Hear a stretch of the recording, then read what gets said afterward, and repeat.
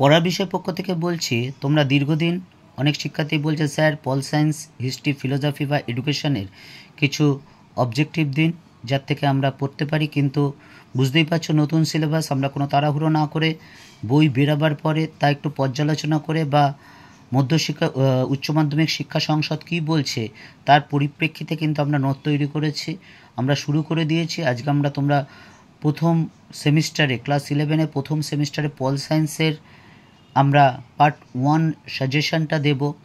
তোমরা জানো পর্ষদ থেকে, তোমরা জানো 40 নম্বরের প্রশ্ন হবে। দেখো ডান দিকের আছে, এই চ্যাপ্টারে 4 নম্বর প্রশ্ন আছে, প্রশ্ন থাকবে অবজেক্টিভ।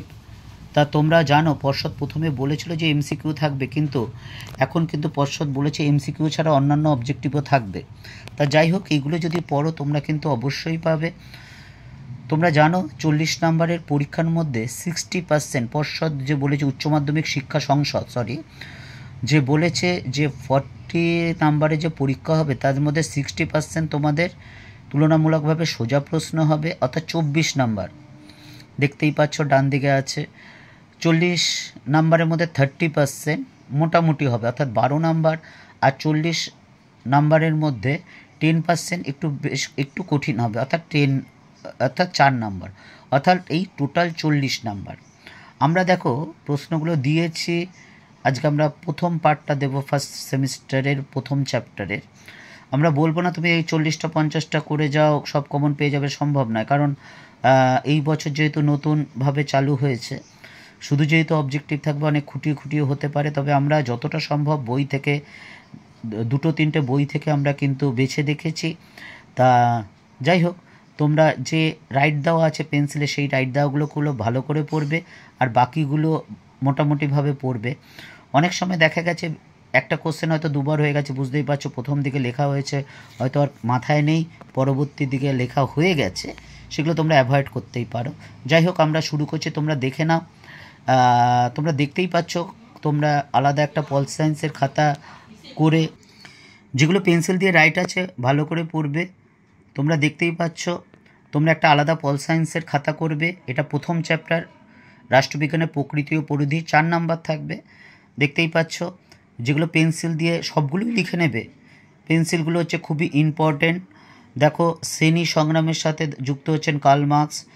10, 11, 12, 13টা দেখো রাষ্ট্রবিজ্ঞান, রাষ্ট্র সরকার নিয়ে আলোচনা করে। এইটা খুব আসে, রাষ্ট্রবিজ্ঞানকে রাষ্ট্রের কারুশিল্পী বলেছেন ম্যাকেনজি। কাজেই তোমরা কিন্তু এগুলো একটা খাতায় লিখে অবজেক্টিভ পড়বে। অবজেক্টিভ পড়ার জন্য বা নাম্বার পাওয়ার জন্য খুব ব্রিলিয়ান্ট হওয়ার দরকার নেই, পরিশ্রমী হওয়ার দরকার। এগুলো তোমরা নিয়মিত পড়বে, রোজ রিভাইজ দেবে। মোবাইলে যেমন নোটিফিকেশান আসে তোমাদের, বারবার মোবাইলের দিকে তাকাও, সেরকম তোমাদের কিন্তু অবজেক্টিভগুলো বারবার পড়তে হবে। শুধু বারবার পড়তে হবে না, কাউকে দিয়ে পড়া ধরতে হবে, এবং তোমরা নিজেরা টেস্ট দেবে। এবার প্রশ্ন হচ্ছে কী করে টেস্ট দেবে। কোনো একটা চ্যাপ্টারের যে কোনো ইয়েতে দেখবে কোশ্চেন ব্যাংক বেরিয়েছে, সেই কোশ্চেন ব্যাংক ধরে তোমরা কিন্তু সেইগুলো টেস্ট দেবে, দেখবে তুমি কি পাচ্ছ। এইভাবে যদি করো তাহলে দেখবে তুমি 40-এর মধ্যে 37-38 অবশ্যই পেয়ে যাবে।